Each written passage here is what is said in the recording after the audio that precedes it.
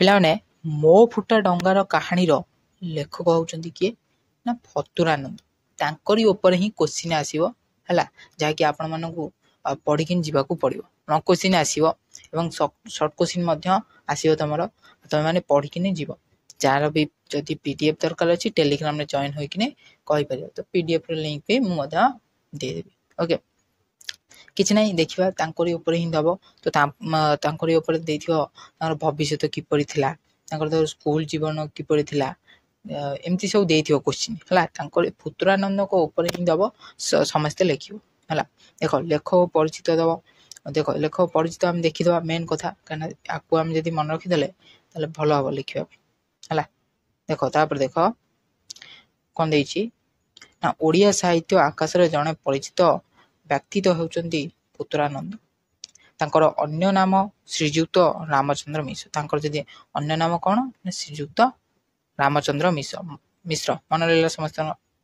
ସେ 1915 ମସିହା ଜୁନ 15 ତାରିଖରେ କଟକ ସହରରେ ଝାଞ୍ଜିରିମଙ୍ଗଳା ଅଞ୍ଚଳରେ ଜନ୍ମଗ୍ରହଣ କରିଥିଲେ। ଏଇଟା ଲେଖିବ ହେଲା, କାହିଁକିନା ତାଙ୍କର ମେନ୍ ହେଉଛି ସେ କେବେ ଜନ୍ମଗ୍ରହଣ କରିଥିଲେ, କେଉଁଠି କରିଥିଲେ ହେଲା, ସବୁ ଲେଖିଲେ ଭଲ ହେବ ହେଲା। ତାଙ୍କ ପିତାଙ୍କ ନାମ ବିଦ୍ୟାଧର ମିଶ୍ର ଓ ମାତାଙ୍କ ନାମ ସୁଭଦ୍ରା ଦେବୀ। ଜୀବନରେ ନାନା ଝଡ଼ଝଞ୍ଝା ମଧ୍ୟରେ ଗତି କରି ମଧ୍ୟ ସେ ପାଠକ ପ୍ରାଣରେ ସରସତା ଭରି ଦେବାର ଥିଲା ସିଦ୍ଧିହସ୍ତ। ତାଙ୍କର ଗଳ୍ପ ଗୁଡ଼ିକ ଲଘୁହାସ୍ୟ ରସମୂଳକ। ସେ ପେଶାରେ ଥିଲେ ଜଣେ ଚିକିତ୍ସକ। ନିଶା ତାଙ୍କର ଥିଲା ସାହିତ୍ୟ ସାଧନା। ବ୍ୟଙ୍ଗ ବିଦ୍ରୂପ ହାସ୍ୟର ସମ୍ପୂର୍ଣ୍ଣ ଗଳ୍ପ ରଚନା କରି ସେ ଓଡ଼ିଆ ସାହିତ୍ୟର ଆକାଶରେ ହାସ୍ୟରସିକ ଭାବେ ବେଶ ପରିଚିତ ଲାଭ କରିଛନ୍ତି। ତାଙ୍କର କିଛିଟା ପୁସ୍ତକ ଅଛି, ଦେଖିବା ଆମେ କ'ଣ କେବେ ସେ ପୁସ୍ତକ ଲେଖିଥିଲେ। ଦେଖ ଗଳ୍ପ ଲେଖିଛନ୍ତି, ନାଟକ ଲେଖିଛନ୍ତି, ଉପନ୍ୟାସ ଲେଖିଛନ୍ତି, ରାମ୍ୟ ରଚନା ଲେଖିଛନ୍ତି, ଆତ୍ମଜୀବନୀ ମୋ ଫୁଟା ଜଙ୍ଗଲ କାହାଣୀ, ଯାହାକି ଏଇଟା ତମେ ଏବେ ପଢ଼ୁଛ ହେଲା। ଆତ୍ମଜୀବନୀ ମଧ୍ୟ ଲେଖିଛନ୍ତି। ଦେଖିନିଅ ଯେ ସାହିତ୍ୟ ଚାଷ 1959, ହେରେସା 1959, ତ ଏଗୁଡ଼ା ସବୁ ଲେଖିଛନ୍ତି ହେଲା। ଯାହା ସବୁ ଲେଖିଛନ୍ତି ବାସ୍ ତମେ ଏଇଟା ଦେଖିନିଅ। ତାପରେ ଦେଖିବା ଆମେ କ'ଣ ସବୁ ଅଛି। 1995 ନଭେମ୍ବର 6ରେ ଇହଲୀଳା ସମ୍ବରଣ କରିଥିଲେ। ଫତୁରାନନ୍ଦଙ୍କର ଆତ୍ମଜୀବନୀରେ 15ଟି ବିଷୟ ସନ୍ନିବେଶିତ ହୋଇଅଛି। ପ୍ରଥମ ପୂର୍ବ ପୁରୁଷଗଣ ବଂଶଲତା, ଦ୍ୱିତୀୟ ତାଙ୍କର ଜନ୍ମ ହେଲା, ତୃତୀୟରେ ତାଙ୍କର କ'ଣ ନା ଶୈଶବ, ଚତୁର୍ଥରେ ଚାଟଶାଳୀ ଜୀବନ ଓ ପଞ୍ଚମର ସ୍କୁଲ ଜୀବନ ହେଲା। ସ୍କୁଲ ଜୀବନ ଉପରେ ଦେଖ ଦେଇଛି ସବୁ ଏଠି କେମିତି କ'ଣ ଦେଇଛି ହେଲା, ମନେ ରହିଲା ସମସ୍ତଙ୍କର। ଦେଖ ପୁରୁଷଗଣ ବଂଶଲତା ସେଟା ଗୋଟେ ହେଲା, ଏଟା ଆସିବ। ନହେଲେ ଦ୍ୱିତୀୟରେ ତାଙ୍କର ଜନ୍ମ, ତୃତୀୟ ତାଙ୍କ ଶୈଶବ ଉପରେ ଯଦି ପକାଇଥିବ ତମେ ଲେଖିବ। ଚତୁର୍ଥରେ ଚାଟଶାଳୀ ଜୀବନ, ପଞ୍ଚମରେ ସ୍କୁଲ ଜୀବନ କିପରି ଥିଲା ଦେଇଥିବ। ମାନେ ଫତୁରାନନ୍ଦଙ୍କର ସ୍କୁଲ ଜୀବନ କିପରି ଥିଲା ଲେଖିବ। ଷଷ୍ଠ ଡାକ୍ତର ସ୍କୁଲ ଜୀବନ, ସପ୍ତମରେ ମେଡିକାଲ ସହପାଠୀ ହଇରାଣ, ଅଷ୍ଟମରେ ସାହିତ୍ୟିକ ଜୀବନ, ନବମରେ ସାହିତ୍ୟ କୃତି, ଦଶମରେ ଓଡ଼ିଆ ସାହିତ୍ୟର ଧସ୍ତାଧସ୍ତି, ଏକାଦଶ ଦ୍ୱିତୀୟ ମହାଯୁଦ୍ଧ ମୋ ଜୀବନୀ, ଦ୍ୱାଦଶରେ ମୋର ପରିମିତ୍ର ମହାବ୍ୟଥି ହେଲା। ତ ଏଇଭଳି ସବୁ ହେଲା। କ'ଣ ଦେଇ ତ୍ରୟୋଦଶରେ ଏଣ୍ଡୁଅ ଦୌଡ଼, ଚତୁର୍ଦଶରେ ମୁଁ ମୋର ସାହିତ୍ୟ ଅନୁଷ୍ଠାନ, ପଞ୍ଚଦଶରେ କ'ଣ ଅନ୍ତିମ ଯାତ୍ରା। ଏହିପରି ବିଭାକରଣରେ ତାଙ୍କର ଆତ୍ମଜୀବନ ପରିସମାପ୍ତ କରିଛି ହେଲା। ଦେଖିବା କ'ଣ କରିବି ନା ଗୋଟିଏ ପ୍ରଶ୍ନ ପଢ଼େଇଦେବି, ତାର ବହୁତ ପ୍ରଶ୍ନ ଅଛି ହେଲା।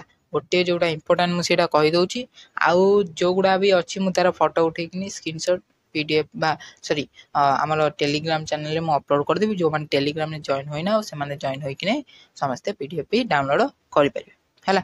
ଦେଖିବା ଫତୁରାନନ୍ଦଙ୍କର ଶୈଶବ ଜୀବନ କିପରି କଟିଥିଲା ହେଲା। ଏମିତି ବି ପକେଇବ କୋଶ୍ଚିନ୍, ତ ତମେ ଲେଖିବ। ଦେଖ କ'ଣ ଦେଇଛି। ଓଡ଼ିଆ ସାହିତ୍ୟ ଆକାଶର ଫତୁରାନନ୍ଦ ଜଣେ ଉଜ୍ଜ୍ୱଳତମ ପ୍ରତିଭା। ହାରହାସ୍ୟ ପରିବେଶରେ ସେ ଶ୍ରେଷ୍ଠ ବ୍ୟକ୍ତିତ୍ୱ ଜୀବନ ନାନା ଷଡ଼ଯନ୍ତ୍ର ମଧ୍ୟରେ ଗତି କରି ସେ ପାଠକ ସରସ୍ୱତ ଭରି ଦେବାର ଥିଲା ସିଦ୍ଧ ହସ୍ତ। ତାଙ୍କର ଆତ୍ମଜୀବନୀ ମୋ ଫୁଟ ଡଙ୍ଗାର କାହାଣୀ ଜୀବନ ପ୍ରତିଟି ବିଷୟକୁ ଜୀବନ ଭାବରେ ପରିପ୍ରକାଶ କରିଛନ୍ତି ହେଲା। ତାପରେ କ'ଣ ଲେଖିବ ନା ଶିଶୁ ଅବସ୍ଥାରେ କଥା ପୁତୁରାନନ୍ଦଙ୍କର ପ୍ରାୟ ମନେ ନଥିଲା। ଦେଖ ଶିଶୁ ଅବସ୍ଥାରେ ସେ କେମିତି କ'ଣ ଥିଲେ ତା ଉପରେ ଦେଇଛି ଲେଖିବ, କିଛିଟା ଲେଖିବ ହେଲା। ଦେଖ ନଥିଲେ ମଧ୍ୟ ଗୋଟିଏ ସ୍ମୃତି ଅପସର ହୋଇ ରହିଥିଲା। ପିଲାଦିନେ ପୁତୁରାନନ୍ଦ ତାଙ୍କର ବୋଉ ପେଟରେ ଜାକି ଧରି ରେଳଗାଡ଼ିରେ ବସି ପୁରୀ ଯାଇଥିଲେ ହେଲା। ପୁତୁରାନନ୍ଦ ସେ ରେଳଗାଡ଼ିକୁ ଭାବି ଦେଇଥିଲେ ଅଦ୍ଭୁତ ଏକ ଲମ୍ବା ଜୀବ। ପୁତୁରାନନ୍ଦ ସେ ରେଳଗାଡ଼ି କ'ଣ ଭାବିଥିଲେ ନା ଲମ୍ବା ଜୀବ ବୋଲି ସେ ଭାବିଥିଲେ। ମନେ ରଖିଥିବ, ଏଇଟା ଲେଖିବ। ମାତ୍ର ପରିବର୍ତ୍ତନ କାଳରେ ସେ ଜାଣିପାରିଲେ ଯେ ତାହା ଜୀବ ନୁହେଁ, ତାହା ହେଉଛି କ'ଣ ରେଳଗାଡ଼ି ହେଲା। ତାହା କ'ଣ ପରେ ସେ ଜାଣିପାରିଲେ ତାହା ହେଉଛି ରେଳଗାଡ଼ି। କିଛି କିଛି ଛୋଟ ଘଟଣା ତାଙ୍କର ମନେ ଥିଲା। ତାଙ୍କ ପରେ ତାଙ୍କର ଗୋଟିଏ ଭଉଣୀ ଥିଲା ଯାହାର ନାମ କ'ଣ କୁମୁଦ ହେଲା। ତାଙ୍କ ଉପରେ ତାଙ୍କର ଜଣେ ଗୋଟେ ଭଉଣୀ ଥିଲା, ତାଙ୍କ ନାଁ ହେଉଛି କୁମୁଦ। ଦେଖ ଦୈବତା ସେ ସମସ୍ତଙ୍କୁ ଛାଡ଼ି ଚାଲି ଯାଇଥିଲା, ଅର୍ଥାତ୍ ତାର ମୃତ୍ୟୁ ଘଟିଥିଲା। ତାଙ୍କର ଯେଉଁ ତା ଉପରେ ଯେ ଭଉଣୀ ଥିଲା ତାର କ'ଣ ମୃତ୍ୟୁ ଘଟିଥିଲା। ତା ପାଇଁ ସମସ୍ତେ କାନ୍ଦୁଥିଲେ।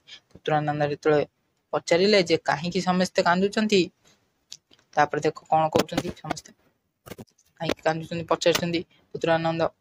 ସେତେବେଳେ କିଏ ଜଣେ କହିଲା ଯେ ଗୋଟିଏ ମାଙ୍କଡ଼ ସେମାନଙ୍କୁ କାମୁଡ଼ି ଦେଇଛି ହେଲା। ସେତେବେଳେ କିଏ ଜଣେ କହିଲା ଯେ ଗୋଟେ ମାଙ୍କଡ଼ ସେମାନଙ୍କୁ କାମୁଡ଼ି ଦେଇଛି।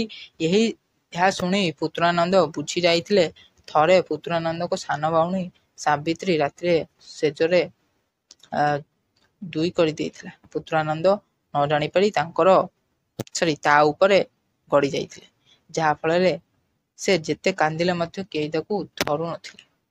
କେବଳ ତାଙ୍କର ବୋଉ ଗାଧେଇ ଆସି ପୁତୁରାନନ୍ଦକୁ ଧରିଲେ ଏବଂ ଗାଧେଇ ଦେଇ ପୁତୁରାନନ୍ଦକୁ କ'ଣ ସ୍ମୃତ ହୋଇଯାଇଥିଲା। ପୁତୁରାନନ୍ଦ ସ୍ମୃତ ହୋଇ ରହିଯାଇଥିଲା ହେଲା। ତାଙ୍କର ଏଇଟା କ'ଣ ମାନେ ଶୈଶବ କାଳର ସମୟ କିପରି କଟିଥିଲା ତାହା ଉପରେ ଦେଇଛି, ଆମେ ପଢ଼ିବା ହେଲା।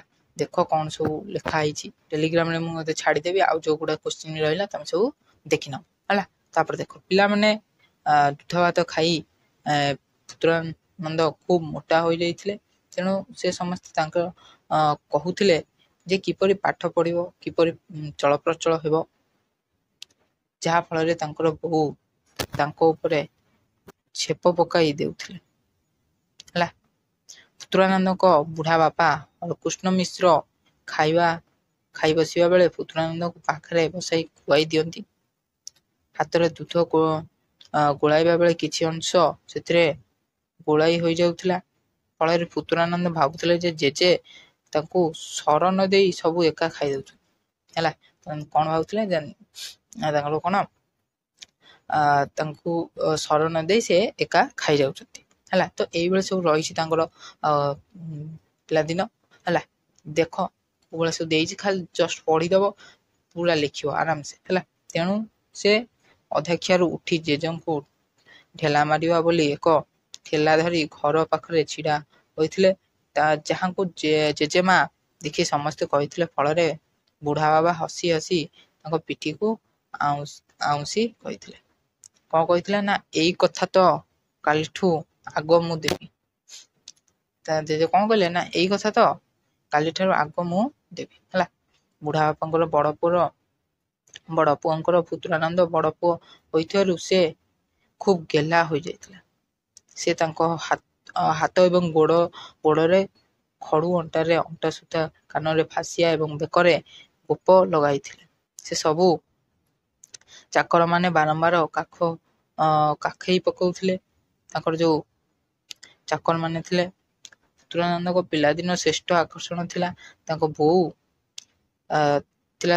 ସେ ବୋଉର ପାଖ ମୋଟେ ଛାଡ଼ନ୍ତି ନାହିଁ ହେଲା। ବୋଉଙ୍କର ସାନ୍ନିଧ୍ୟ ଆନନ୍ଦ ଉଲ୍ଲାସ ଦିଏ। ସମୟ ସମୟରେ ସେ କିଛି ଦର୍ଶନୀୟ ଜିନିଷ ଦେଖୁଥିବେ, ହଠାତ୍ ତାଙ୍କର ବୋଉ ମନେ ପଡ଼ିଯାଏ ହେଲା। ସେ ଦୌଡ଼ି ଯାଆନ୍ତି ହାଣ୍ଡିଶାଳକୁ ଅନ୍ୟ ମା ମାନଙ୍କ ପରି ତାଙ୍କ ବୋଉ କେବେ ହେଲେ ବିରକ୍ତ ହୁଅନ୍ତି ନାହିଁ କିମ୍ବା ଯା ବୋଲି ଚିଡନ୍ତି ନାହିଁ ତାଙ୍କ ବୋଉ ହେଲା କରିଥିଲା ନା। ଚାଟଶାଳୀ ମଧ୍ୟ ଯାଇଥିଲେ। ଏଇଟା ବହୁତ ବଡ ଆନ୍ସରଟା ହେଲା। ତ ନିହାତି ଆପଣମାନଙ୍କୁ ବୋରିଂ ଲାଗିବ, ସେଥିପାଇଁ ମୁଁ କଣ କରିବି ନା ଆପଣମାନଙ୍କୁ ଟେଲିଗ୍ରାମରେ PDF ଟାକୁ ଦେଇଦେଲେ ଆପଣମାନେ ପଢିପାରିବେ ହେଲା। ଟେଲିଗ୍ରାମରେ ଜଏନ୍ ହୋଇଯାଆନ୍ତୁ, ଆପଣଙ୍କୁ PDF ଟି ମିଳିଯିବ ହେଲା। ଦେଖ ପୁତ୍ରାନନ୍ଦ କଣ କରିଥିଲେ ନା ପାଠଶାଳା ବି ଯାଇଥିଲେ, ପଣିଖିଆ ବି ପଢିଥିଲେ, ସବୁ ଯାହା ସବୁ କରିଥିଲେ ତା ସବୁ ଆପଣମାନେ ସେ PDF ରେ ଦେଖିପାରିଲେ, କାହିଁକିନା ଆର ବହୁତ ହି ବଡ ଆନ୍ସରଟି ହେଲା। ତ ମୁଁ ତାକୁ ଏଇଠି ପଢେଇ ଦଉଛି, ଆପଣମାନେ ଜାଣି ରଖ। ବାସ୍ ଟେଲିଗ୍ରାମରେ ଜଏନ୍ ହେଲା ଆପଣମାନେ PDF ବି ପାଇଯିବେ। ଏହିପରି ଭାବରେ ପୁତ୍ରାନନ୍ଦଙ୍କ ଚାଟଶାଳୀ ପାଠ ପଢା ସରି ଯାଇଥିଲା ହେଲା। ଚାଟଶାଳୀ ମଧ୍ୟ ଯାଇଥିଲେ, କଣ ହେଇଥିଲା କଣ ନାହିଁ ସବୁ ତମେ ଟେଲିଗ୍ରାମରୁ ପାଇଯିବ। ତେଣୁ ତାଙ୍କର ବୁଢା ବାପା ଆଗତୁରା କଣ ଅମରକୋଷ ବହି ଆଣି ଘୋଷିବାକୁ ଦେଇଥିଲେ। ଅମରକୋଷ ବହି ଆଣି ଘୋଷିବାକୁ ଦେଇଥିଲେ। ଆଚ୍ଛା, ତାପରେ ସ୍କୁଲ ପାଠ ପାଇଁ ଇଂରାଜୀ ଜ୍ଞାନ ଥିବା ଗୃହ ଶିକ୍ଷକଙ୍କୁ ଖୋଜା ଯାଇଥିଲା। ଶିକ୍ଷକ ମଧ୍ୟ ମିଳି ଯାଇଥିଲେ ହେଲା। ଶିକ୍ଷକ ମଧ୍ୟ କଣ ମିଳି ଯାଇଥିଲେ।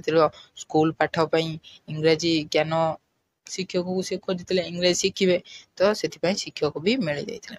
ସ୍କୁଲରେ ନାଁ ଲେଖା ହେବା ପୂର୍ବରୁ ଇଂରାଜୀ ଅକ୍ଷର ଶିକ୍ଷା ଫାଷ୍ଟ ବୁକ୍ ଅଫ୍ ରିଡିଂ ବହିଟି ସେ ଆୟତ୍ତ କରିନେଇଥିଲେ। ଏହାପରେ ହସଖୁସି, ହରିଶ୍ଚନ୍ଦ୍ର ଏବଂ ଶିବଶ୍ଚ ନାମକ ବହି ଗୁଡିକ ମଧ୍ୟ ସେ ପଢିଥିଲେ ହେଲା। ତାପରେ ସେ ଶିଶୁ ଯେତେବେଳେ ମାନେ ତା ପୂର୍ବରୁ ମାନେ ଏହାପରେ ସେ କଣ ପଢିଥିଲେ, ସ୍କୁଲ ଯେ ଥିଲା ତାପରେ ସେ କଣ କଣ ସବୁ ପଢିଥିଲେ ୟାକୁ ବି ମଧ୍ୟ ଲେଖିବ। ହସଖୁସି, ହରିଶ୍ଚନ୍ଦ୍ର ଏବଂ କଣ ଶିବଶ୍ଚ ବହି ଗୁଡିକ ସବୁ ପଢିଥିଲେ। ଏହିପରି ଭାବରେ ତାଙ୍କର ଶୈଶବ ଜୀବନ ଅତିବାହିତ ହୋଇଥିଲା ହେଲା। ନହେଲେ ଏମିତି ବି ତମକୁ ପଚାରିଥିବ ଚାଟଶାଳୀ ଜୀବନ ମଧୁର ସ୍ଥିତି ପୁତ୍ରାନନ୍ଦ କିପରି ଆତ୍ମଜୀବନରେ ବର୍ଣ୍ଣନା କରିଛନ୍ତି ତାହାକୁ ବର୍ଣ୍ଣନା କର, ଏମିତି ବି ଦେଇଥିବ। ତ ଏସବୁ ବହୁତ ହି ବଡ ବଡ, ଏଇଟା ଏଇ ଯୋଉ ଆନ୍ସରଟା ଏବେ ଯୋଉ ପଢା ହେଲା ଏଇଟା ବହୁତ ବଡ, ତ ଆପଣଙ୍କୁ ବୋରିଂ ଲାଗିବ ପଢିଲା ବେଳକୁ ହେଲା। ତ ସେଥିପାଇଁ ମୁଁ ଦେଇଦେବି ଆପଣଙ୍କୁ, ଟେଲିଗ୍ରାମରେ ଜଏନ୍ ହୋଇଯାନ୍ତୁ, ଆପଣମାନଙ୍କୁ PDF ଟି ମିଳିଯିବ ହେଲା। ତ ଆଜି ପାଇଁ ଥିଲା ଏତେ ଭିଡିଓ। ଆଶା କରୁଛି ଆପଣଙ୍କୁ ଭିଡିଓଟି ଭଲ ଲାଗିଥିବ।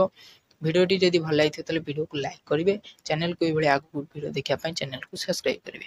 ଜୟ ହିନ୍ଦ, ବନ୍ଦେ ମାତରମ୍।